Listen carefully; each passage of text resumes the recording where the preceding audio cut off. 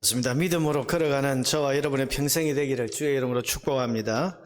누군가 말하기를 함께하는 여행은 열흘을 넘기지 않는 것이 좋다, 그런 말을 했습니다. 왜냐하면 집을 떠난 지 열흘쯤 되면 집에서부터 가지고 온 체력과 에너지가 방전이 돼서 그때부터는 이제 본성이 나오기 때문이라고 했습니다.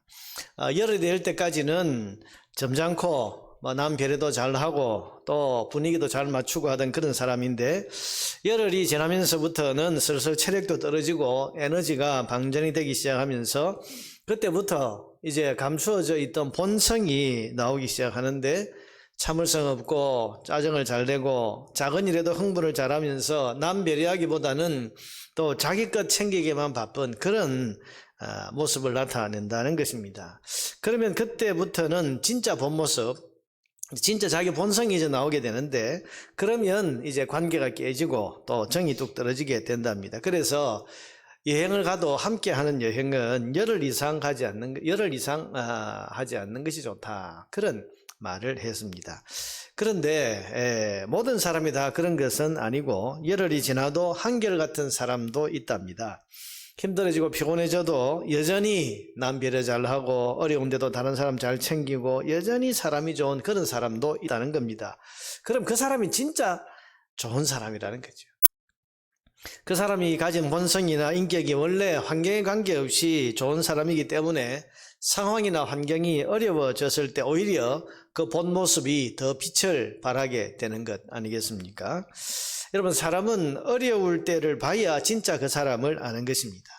힘들고 어려운 고난, 역경, 그럴 때 그가 어떤 사람인지 이것이 바로 그 사람의 본 모습인 겁니다. 우리 신앙도 마찬가지인 것 같습니다.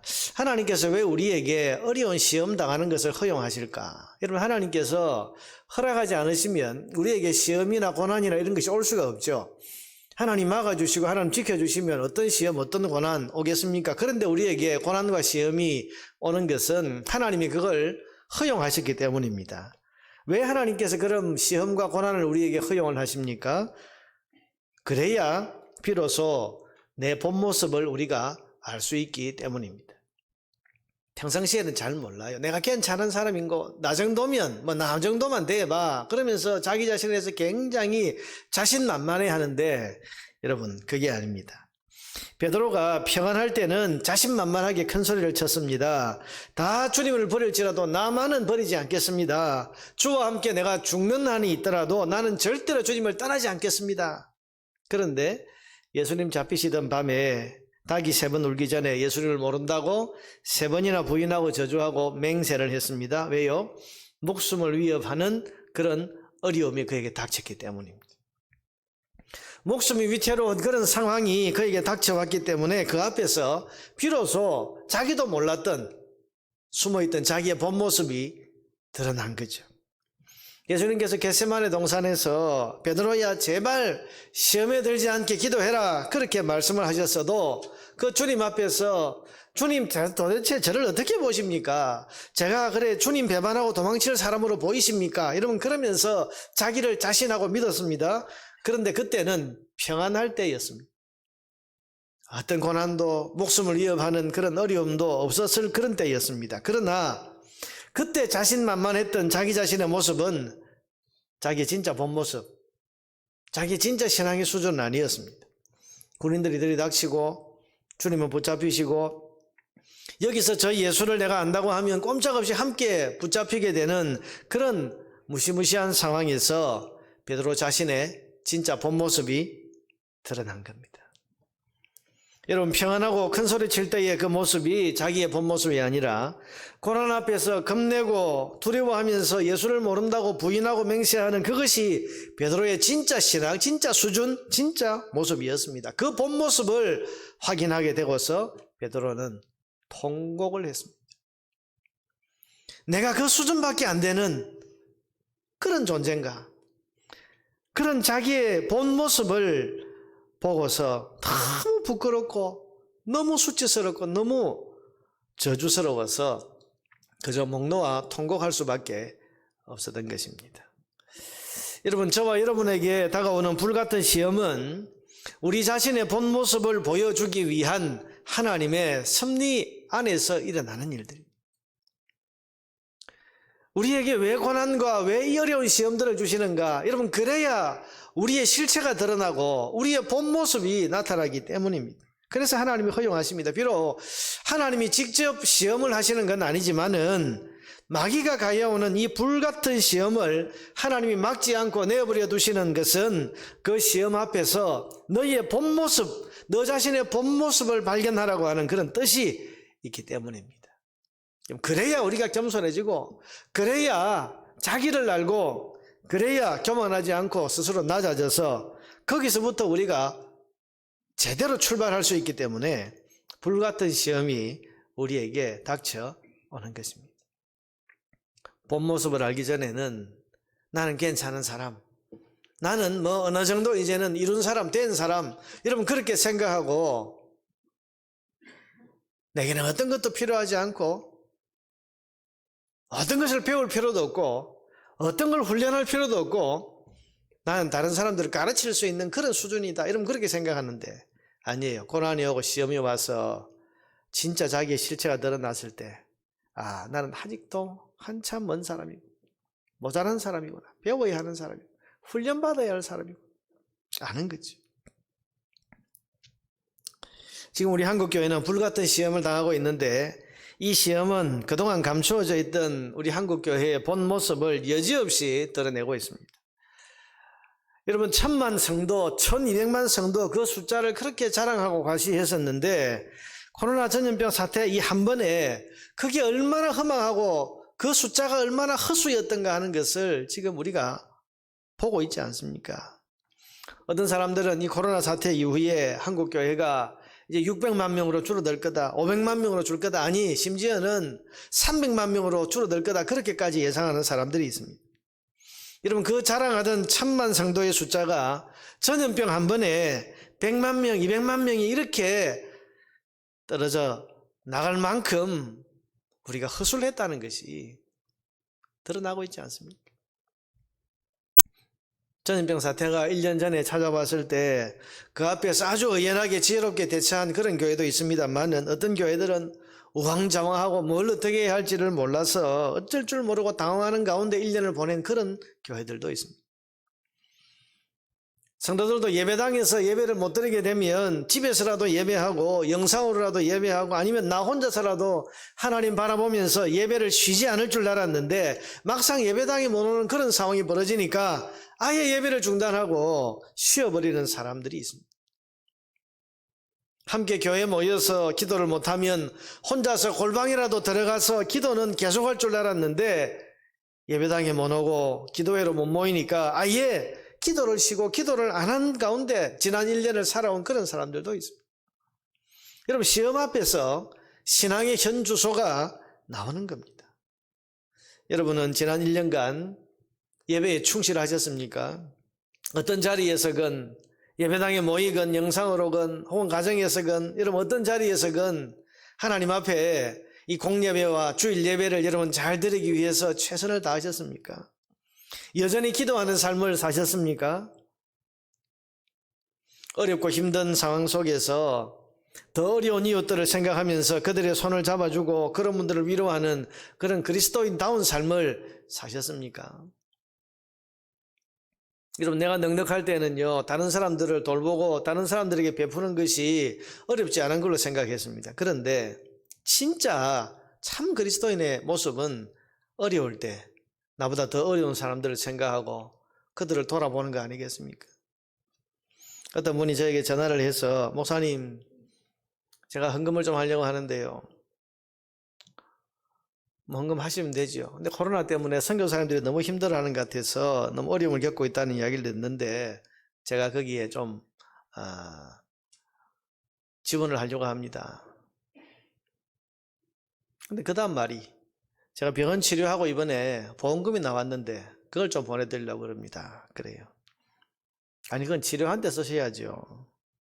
아니요 저는 살만하지만은 지금 선교사님들이 얼마나 어렵겠습니까? 그러니 조금이지만은 좀 전해주세요.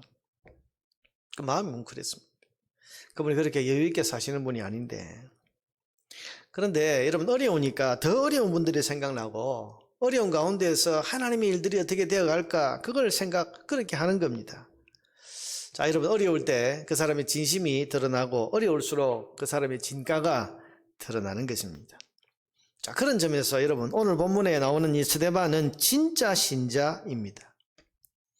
핍박자들이 돌로 쳐서 지금 죽어가는 최후의 순간까지 그는 성도다움을 잃지 않고 있습니다.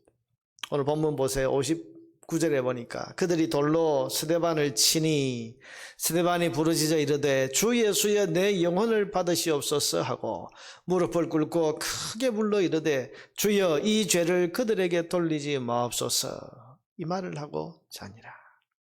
자, 보세요 여러분, 이게 누구 모습이죠? 십자가 위에 예수님을 그대로 닮은 모습 아닙니까? 내 영혼을 받으시옵소서, 이제 나는 죽습니다, 하나님 앞으로 갑니다, 그러나 저들의 저 죄를 용서하여 주옵소서. 주님의 그 십자가 위에서의 기도를 너무 쏙 빼닮은 여러분 그런 기도를 그가 하고 있습니다. 여러분, 이건 쇼가 아닙니다. 무슨 보여주려고 하는 연기가 아닙니다. 지금 자기를 죽이려는 성난 군중들의 돌팔매질로 머리가 깨지고 온몸이 피투성이가 된 이 지경에 무슨 쇼를 하고 무슨 연기를 하고 뭘 보여주려고 하겠습니까? 스데반이 지금 보이는 이 모습이야말로 그리스도인 스데반 그의 본 모습인 겁니다. 그야말로 그 안에는 예수로 가득하고 예수 닮은 그의 진가가 여러분 그의 마지막 순간, 이 절체절명의 순간에 그대로 드러나는 거잖아요. 사랑하는 여러분, 우리의 본 모습이 예수님을 닮아야 되지 않겠습니까? 우리 안에 숨어있는 이 속사람이 죄인의 본성으로 똘똘 뭉친 그런 옛사람이 아니고 우리 안에 계시는 성령으로 말미암은 예수님 닮은 모습이라야 하지 않겠습니까? 여러분, 우리가 지금 다 예배를 드리고 신자라는 이름으로 또 어떤 직분을 가진 그런 사람들로서 여러분 겉으로 봐서는 우리가 다 괜찮은 사람인 것 같은데요, 우리 안에 이 속사람이 지금 어떤 사람이냐, 이게 평상시에는 드러나지 않은데요, 문제를 만나고 위기를 만나고 고난을 만나면 우리 안에 속사람이 튀어나오는데 그 튀어나오는 속사람이 죄인의 본성으로 똘똘 뭉쳐져 있는 그런 옛사람의 본성이 튀어나오는, 여러분 이런 게 되었으면 우리가 어떻게 그리스도인이라고 말할 수 있겠습니까? 우리 안에 속사람이 위기를 만나고 고난을 만났을 때 튀어나오는데 이 속사람이 본 모습이 튀어나올 때 이게 예수님 닮은 모습이라, 야, 그래야 우리가 이게 참 신자다, 참 성도다, 그렇게 말할 수 있지 않겠습니까? 화가 날 때 나타나는 내 모습이 예수님 닮은 것이어야 되고, 급할 때 튀어나오는 내 모습이 예수님 닮은 것이어야 되고, 힘들고 지칠 때 내 속에서 드러난 내 모습이 예수님을 그대로 쏙 빼닮은 그런 모습이 되어야 되지 않겠습니까? 행여나 급할 때 튀어나오는 내 모습이 내 속에 못된 자아의 모습이 튀어나온다. 힘들고 어려울 때 드러나는 내 본색이 죄의 지배를 받던 옛사람의 모습 그대로, 그냥 이게 그대로 튀어나온다면 어떻게 우리가 신실한 그리스도인이라고 말할 수 있겠습니까? 사랑하는 여러분, 여러분이 급할 때 어려울 때 튀어나오는 그 모습이 예수 닮은 모습이 되기를 바랍니다. 힘들고 지치고 짜증나고 어려울 때 튀어나오는 여러분 안에 그 속사람이 예수님을 닮은 그 모습이 될 수 있기를 주님의 이름으로 축원합니다. 오늘 스데반이 그런 사람. 그런 그가 목숨이 위협을 받는 이 고난의 상황에서 이 고난에 대처하는 모습을 오늘 성경은 잘 보여주고 있습니다. 고난 앞에서 성도는 어떤 모습으로 그 고난 앞에 서야 하는가, 어쩌면 그 모델을 지금 보여주고 있다고 할 수 있는데요, 여러분 예수 닮은 성도라면 고난 앞에서 어떤 자세로 그 고난에 대처해야 하겠습니까? 그것을 오늘 본문을 통해서 함께 생각해 보려고 합니다. 우리는 고난과 시험 앞에서 어떤 자세로 그 시험과 고난을 맞이해야 할까요? 첫째는 성령의 충만함입니다. 여러분 오늘 본문 55절에 보니까 스데반이 성령 충만하여, 여러분 그 앞에 54절을 보면 지금 상황이 어떤 상황이에요? 위기 상황입니다. 그들이 이 말을 듣고, 이 말이란 것은 그 앞에 쭉 나오는 스데반의 전도 설교입니다. 저는 이 스데반의 전도 설교 사도행전 읽을 때마다 가슴이 뜨겁고요. 이게 여기서 중단이 안 되고 좀 계속 끝까지 예수님 오실 때까지 계속 예수님 오시는 그 장면까지 스데반이 계속 설교를 했으면 얼마나 좋았을까 하는 그런 마음이 아쉬움이 있는데요. 지금 여기까지만 봐도 이게 얼마나 명설교인 줄 몰라요. 천천히 한번 읽어보세요. 구약 성경을 그야말로 구속사적으로 쫙 꿰뚫고 있는 그런 설교인데 이 짧은 설교에 이걸 다 담고 있다. 근데 이 설교를 듣고 이 사람들이 마음이 찔렸습니다. 근데 마음에 찔렸을 때 그들의 반응이 뭡니까? 분노입니다. 어디서 우리의 죄를, 어디서 우리의 약한 부분을, 못된 부분을 지적하냐? 그래서 이를 갈았다. 마음에 찔려 그를 향하여 이를 갈거늘. 여러분, 지금 위기 상황이 이제 시작이 되는 거예요. 그런데 그는 이제 이런 위기 상황 앞에서 성령의 충만함으로 그 위기 상황을 맞이하고 있습니다. 여러분, 이게 중요한 거예요. 위기 상황 혹은 또 고난과 문제가 우리 앞에 왔을 때, 혹은 시험이 우리 앞에 왔을 때 성도가 성령의 충만함으로 그 앞에 설 수 있다면 그는 주님을 배반하지 않고 오히려 예수님을 닮은 모습으로 그 고난을 스데반처럼 훌륭하게 통과할 수 있습니다. 그것이 오늘 이 스데반이 고난을 훌륭하게 통과할 수 있었던 첫 번째 이유였습니다. 성령의 충만. 사랑하는 성도 여러분, 고난을 이길 힘이 어디서 나옵니까? 그건 우리의 어떤 의지나 우리의 마음의 각오로부터 나오는 게 아니라 성령의 충만함으로부터 오게 되는 겁니다.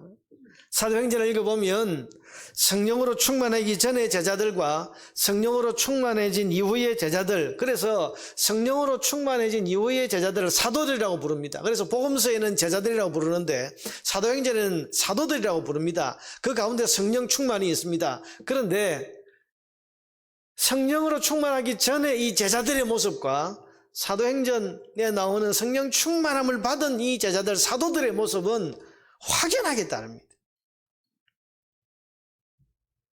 베드로만 봐도요, 복음서에서는 예수님을 모른다고 저주하고 부인하고 맹세하던 비겁한 사람, 수준이 거기밖에 안 되고 문제 앞에서, 시험 앞에서 그냥 도망쳐버리는 그런 존재였는데, 그가 성령 충만한 이후에는 사도행전에 환한 대낮 예루살렘 한복판, 그것도 성전에서 예수는 그리스도시다, 너희들이 십자가에 못 박아 죽인 그 예수께서 사흘 만에 살아나셨고 온 세상의 구주가 되셨다, 그리스도이시다, 여러분 그러면서 담대하게 외치기를 주저하지 않는 사람이 됩니다.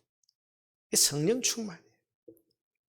고난을 이길 힘, 시험을 이길 힘, 어려움을 돌파하는 힘, 성령의 충만함. 예수님을 죽였던 바로 그 유대 당국자들 앞에서 베드로가 여러분 뭐라고 말합니까? 내가 하나님을 기쁘게 하랴 사람을 기쁘게 하랴, 그러면서 전도하지 말라고 위협하는 그들의 위협을 코웃음 치면서 무시해 버릴 수 있었습니다. 전에는요, 작은 그 여종 앞에서도, 어린아이 앞에서도 자기가 예수님 제자인 것이 밝혀질까 봐서 두려워서 부인하고 저주하고 맹세하고 그러지 않습니까? 그런 그가 내가 하나님 기쁘게 하랴 너희 사람을 기쁘게 하랴 그러면서 죽이겠다는 위협 앞에서도 그 위협을 전혀 아랑곳하지 않는 그런 담대함을 가지고 그 고난과 위기를 돌파를 합니다. 성령의 충만. 여러분, 고난을 이기게 하는 힘, 성령의 충만입니다. 우리를 참 그리스도인으로 살아가게 하는 능력, 그것이 성령의 충만입니다. 하나님이신 성령님이 내 안에서 나를 온전히 다스리시고 내 삶을 지배하셔서 내가 예수님처럼 살 수 있게 하나님 뜻대로 살아갈 수 있도록 도와주시는 것, 이게 바로 성령의 충만인 것입니다. 여러분, 성령의 충만이란 것이에요. 뭐 사람이 좀 이상하게 되는 게 아니고, 성령의 충만이란 것은 우리 안에 성령님이 와 계십니다. 예수 믿는 우리 안에는 성령이 와 계십니다. 이걸 우리가 성령의 내주라고 부르죠. 성령이 우리 안에 계십니다. 그런데 이 성령님은 하나님이십니다. 그래서 이 하나님께서, 성령 하나님께서 우리 안에 내주하고 계시다가 우리를 예수님도 함께 그렇게 살아가게, 또한 우리가 하나님의 뜻대로 살아갈 수 있도록 우리의 삶을 이끌어 가시고 주도해 가시고, 그래서 우리의 삶을 지배하셔서 예수 닮은 삶, 하나님 뜻대로 사는 삶을 살도록 우리를 이끌어 가시는 것을 가리켜서 성령의 충만함이라고 부르는 거예요. 그러므로 모든 성도는 성령의 충만함을 받아야 됩니다. 성령 충만함을 받지 않으면 우리 안에 있는 옛사람의 습성대로 자꾸만 살아가려고 하기 때문에 교회를 오래 다니도 예수 닮지도 못하고 본 모습이 늘 그 수준에, 옛사람의 그 수준에 머물러 있게 되는 거고, 고린도전서에서 말하는 것처럼 어린아이 수준에서 벗어나지 못하는 것이고, 하나님 뜻대로 살아가기보다는 내 고집대로, 내 욕심대로, 내 본성대로 살아가는 그런 삶이 될 수밖에 없는, 소위 유명무실한 그리스도인이 될 수밖에 없는 겁니다. 여러분, 우리는 우리 의지로 살려고 하면 안 되고 성령의 충만함을 사모하면서 여러분 그렇게 성령의 이끌림 받아서 살아야 됩니다. 그래야 그리스도인답게 사는 거죠. 성령의 충만함은 어떻게 받는 거냐? 여러분, 그것은 마음으로 간절히 사모하는 거예요. 잘 모르는 사람들이 함부로 말하면서 자기가 성령을 뭐 주었다 뭐 뺏었다 할 수 있는 것처럼 성령 받아라 뭐 엉뚱한 이런 이야기들을 망령되게 하는데요. 여러분, 성령님은 하나님이십니다. 하나님의 영을 내 마음대로 여러분 부를 수 있는 겁니까? 아니요. 그럴 수 없는 거예요. 우리의 의지대로, 우리의 내 생각, 여러분 내 생각대로 성령님을 좌지우지할 수 있는 게 아닙니다. 하나님이신데요.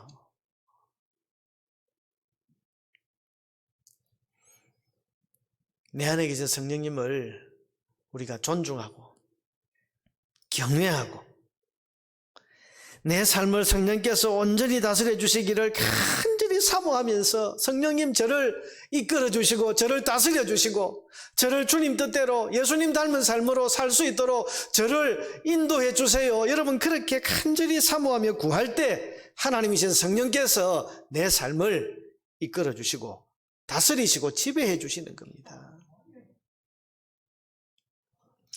저는 목사로서 말씀을 연구하고 성경을 읽을 때 간절한 마음으로 성령님의 다스림을 구합니다.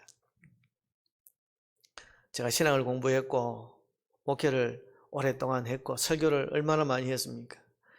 그럼에도 불구하고 여러분 성경 말씀을 연구하고 묵상하고 또한 이 성경 말씀을 공부할 때는 성령의 역사가 없이는 깨달을 수도 알 수도 없어요. 막막합니다. 오랜 세월 제가 경험했습니다. 어떤 때는 설교 준비를 한다고 앉았는데요. 하루 종일 성경 이 창세기 1장부터 계시록 마지막 장까지를 왔다 갔다 하면 하루 종일 뒤적거려도 뭐 하나 막막하기만 하지 내가 무슨 말씀을 전할지 하나도 떠오르지 않는 경우를 수없이 경험해요.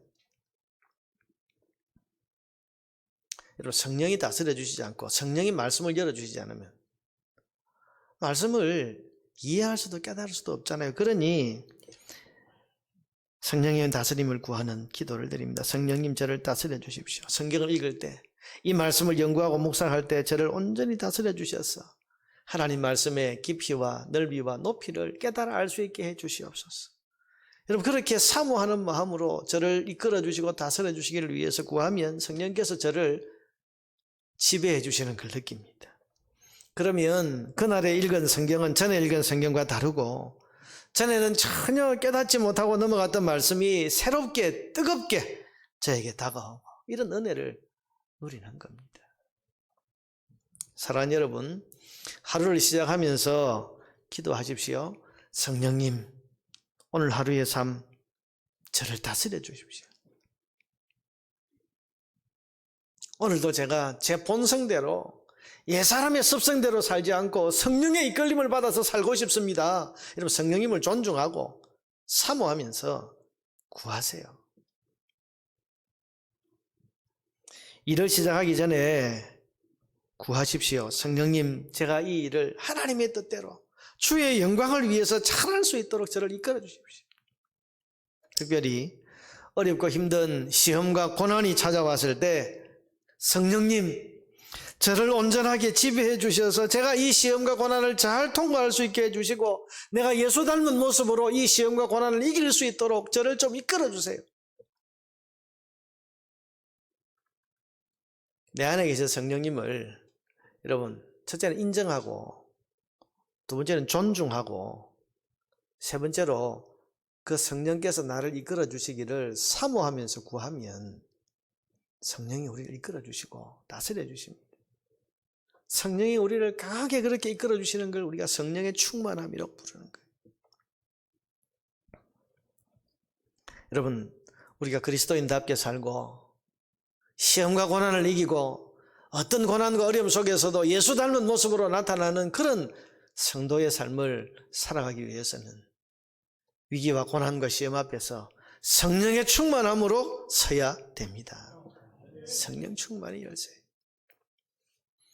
두 번째로 그는 고난 앞에서 하늘을 우러러 보았다고 했습니다. 본문에 보니까 스데반이 성령이 충만하여 하늘을 우러러 주목하여.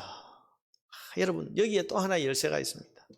고난과 힘겨운 상황에서 그 고난을 바라보거나 힘겨운 상황을 보는 것이 아니고 눈을 돌려서 하나님을 바라보는 것, 여기에 고난을 이기는 성도의 삶이 있습니다. 여러분 지금 사람들이 이를 갈고 군중들이 달려듭니다. 이게 지금 돌로 쳐서 죽이는 데까지 이어지는 거 아닙니까? 사람들의 분노가 느껴지고 이게 섬뜩함이 느껴지는 이 상황에서 여러분 이 사람들을 보는 게 아니고 눈을 들어서 하늘의 하나님을 봐. 사람들은 문제 앞에서 문제만 봅니다. 그런 사람들은 그 문제의 숲에 빠져서 헤매게 되는 거예요. 어떤 사람들은 어려운 시험과 고난 앞에서 그 시험과 고난에만 마음을 뺏기고 삽니다. 어떻게 하지? 큰일 났네. 힘들어. 괴로워. 죽겠어. 그러면서 눈을 들어 하늘을 바라볼 생각을 하지 않습니다. 그러나 여러분, 우리는 땅의 문제에 대한 해답이 하늘에 있다고 믿는 사람들입니다. 여러분, 이 땅의 주권을 누가 가지고 계십니까? 하늘에 하나님이 주권을 가지고 계시는 거예요. 마태복음 28장 18절에 승천하시기 전에 예수님께서 뭐라고 말씀하셨습니까? 하늘과 땅의 모든 권세를 내게 주셨다. 하늘의 권세가 내 손에 있고 땅의 권세가 내 손에 있다. 그렇게 분명히 선언하셨습니다. 그러니 문제는 어디서 풀어야 됩니까? 하늘에서 풀어주셔야 되고 부활하신 주님의 손 안에서 그 문제가 풀려야 되는 겁니다. 그래서 문제나 시험과 고난 앞에서 우리가 하나님을 바라보기를 힘써야 하는 겁니다. 스데반은 자기 앞에 닥친 이 위기의 문제가 하늘에 계신 예수님의 손에서 풀린다는 생각을 했습니다. 그래서 사람들이 이를 갈고 달려드는 이 절체절명의 상황에서 눈을 들어서 하늘을 우러러 볼 수 있었던 겁니다. 거기에 답이 있으니까. 바라보았더니 뭐가 보였습니까? 하나님의 영광과 및 예수께서 하나님 우편에 서신 것을 보고 말하되 보라 하늘이 열리고 인자가 하나님 우편에 서신 것을 보노라. 하늘이 열린 걸 보았어요. 그리고 하나님의 영광이 보였습니다. 자, 여러분 저는 여기서 스데반이 하나님의 뜻을 깨닫게 됐다고 생각해요. 여러분 이 위기 상황에서 내가 하나님 나를 살려주실 수도 있고 혹은 또 여기서 순교의 죽음을 죽을 수도 있는데 하나님 뜻이 뭘까? 여기서 내가 여러분 다니엘처럼 사드락 메삭 아벤노고처럼 위기 상황에서 하나님이 기적적으로 살려내실 수도 있잖아요. 그런데 하늘을 우러러 보았더니 하늘이 열렸어요. 하나님의 영광이 보였어요. 그리고 주님이 거기에 서신 것이 보였어요. 무슨 이야기입니까? 스데반은 여기서 살아나는 게 아니고 죽음으로 영광을 돌리는 것이 하나님의 뜻이라는 것을 그가 깨닫게 된 거예요. 그런데 여러분 이게 절망이 아니고 이제 내가 여기서 죽는구나 하는 걸 이제 깨달은 거죠. 하늘이 열리고 다 봤잖아. 하늘의 영광이 보이고. 그런데 이게 절망이나 낙심이 아니고 걱정이 없습니다. 왜냐하면 하나님의 영광을 보았잖아요. 그리고 거기에 서셔서 언제든지 그 천국에 들어오면 그를 맞이하시려고 예수님이 일어서신 걸 보았잖아요. 그러니 주님의 환영이 있고 주님의 칭찬이 있고 하늘의 영광이 기다리고 있는데 왜 죽는 것이 겁이 나고 억울하고 두렵겠습니까? 당당하게 담대하게 그 죽음의 고난을 통과할 수 있었던 것입니다. 사랑하는 여러분, 문제 앞에서 문제만 보고 있지 마세요. 저것 봐라, 큰일 났다, 어떻게 하냐 이러고 있으면 그 문제와 걱정과 함께 넘어지게 되어 있습니다. 그러나 그 문제 앞에서 하늘의 하나님을 바라보면 답이 나옵니다. 하나님의 그 뜻을 알게 되고, 그래서 보이지 않던 것이 보이게 되고 깨닫지 못하던 것을 깨닫게 됩니다. 그런 사람이 고난을 이기고 시험을 이깁니다. 하늘을 바라본다는 것은요, 여러분 밖에 나가서 저 공중을 쳐다보라는 그런 뜻이 아니고 하나님을 생각하라는 것입니다. 문제 앞에서 하나님의 뜻은 무엇일까? 이 문제 앞에서 하나님은 내가 어떻게 하기를 원하시는 걸까? 그것을 생각하고 묵상하고 내 생각과 관심과 초점을 하나님께 두는 것입니다. 또한 여러분, 하늘을 바라본다는 것은 하나님의 뜻을 알기 위해서 말씀을 읽고 묵상하는 것을 가리킵니다. 여러분, 어려울수록 성경을 가까이 하고 말씀을 읽고 묵상을 하세요. 그렇게 우리의 시선과 마음을 자꾸 문제가 아니라 하나님께로 향하고 있으면 하나님의 뜻이 깨달아지고 시험과 고난을 이길 그런 지혜가 우리에게 샘솟습니다. 예수 닮은 모습으로 고난과 시험을 이길 수 있는 것입니다. 세 번째는 기도하는 것입니다. 59절 60절을 보니까 스데반은 기도합니다. 주 예수여, 내 영혼을 받으시옵소서. 무릎을 꿇고 크게 불러 이르되 주여, 이 죄를 그들에게 돌리지 마옵소서. 여러분, 시험을 이기게 하는 것은 기도입니다. 고난을 통과한 사람은 하나같이 기도하는 사람이고 기도했던 사람입니다. 기도가 뭡니까? 하나님과 연결되는 것입니다. 그게 기도입니다. 이 땅에 있는 연약한 나를 하늘에 전능하신 하나님과 연결해서 그 하나님의 능력과 은혜와 힘을 공급받을 수 있게 하는 것이 바로 기도입니다. 이게 신비한 거죠. 땅에서 사는 내가 하늘의 하나님과 연결되어서 하늘의 은혜와 능력과 권세를 공급받는다. 이게 신비한 게 이게 기도입니다. 기도하면 그래서 시험을 이깁니다. 기도하면 고난을 이길 힘이 공급됩니다. 기도하고 싸우면 그 문제와 시험을 이길 능력이 하늘로부터 임하게 되는 겁니다. 여러분, 스데반의 이 기도는요, 살려달라는 기도가 아닙니다. 뭐라고 기도했습니까? 내 영혼을 받으시옵소서. 이게 살려달라는 기도가 아니라 이 순교의 죽음을 잘 죽을 수 있게 해 주십시오라는, 여러분, 그런 기도 아닙니까? 순교를 아무나 합니까? 여러분, 어쩌다 보니까 그냥 죽게 되면 그게 순교입니까? 그게 아니고요. 얼마든지 피할 길도 있고, 얼마든지 도망갈 수도 있고, 얼마든지 비겁하게 타협할 수도 있지만은, 순교까지 이르는 것은, 여러분, 이게 우리의 이 본능, 본성 갖고는 안 되는 거지요. 순교할 수 있는, 목숨을 내어놓을 수 있는 그런 힘과 은혜가 공급되어야, 여러분, 그래야 순교할 수 있는데, 내 영혼을 받으시옵소서. 무슨 말입니까? 잘 죽을 수 있게 해주십시오. 마지막에 내가 예수님처럼 죽을 수 있게 해주십시오.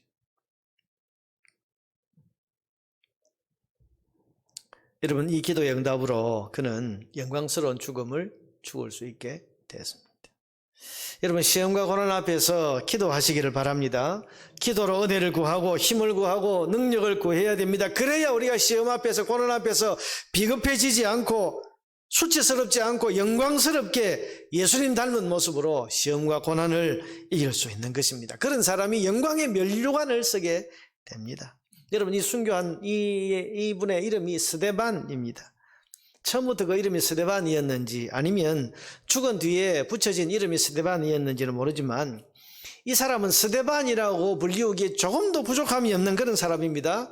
스데반은 면류관이라는 뜻입니다. 면류관. 하나님께서 그 삶을 인정하셔서 기뻐하셔서 하늘에 들어오자마자 면류관을 씌워주신 사람, 스데반, 스데파노스. 여러분, 하나님 인정하시고 하나님 앞에서 면류관 쓸 수 있는 인생이야말로 정말 성공한 인생 아니겠습니까? 시험을 이기고 고난 앞에서 예수 닮은 모습으로 그 고난과 시험을 잘 통과하는 사람이 천국의 면류관을 쓰게 될 것입니다. 여러분, 우리 삶에는 여러 가지 고난과 시험이 계속해서 닥쳐옵니다. 이게 시험과 고난이 없는 인생이 없습니다. 이 현실 가운데서 우리가 항상 예수 닮은 모습으로 어떻게 나타날 것인가, 이것을 우리 삶의 신앙의 목표로 삼아야 됩니다. 이 고난 앞에서, 이 시험 앞에서 어떻게 예수님 닮은 모습으로 나타날까?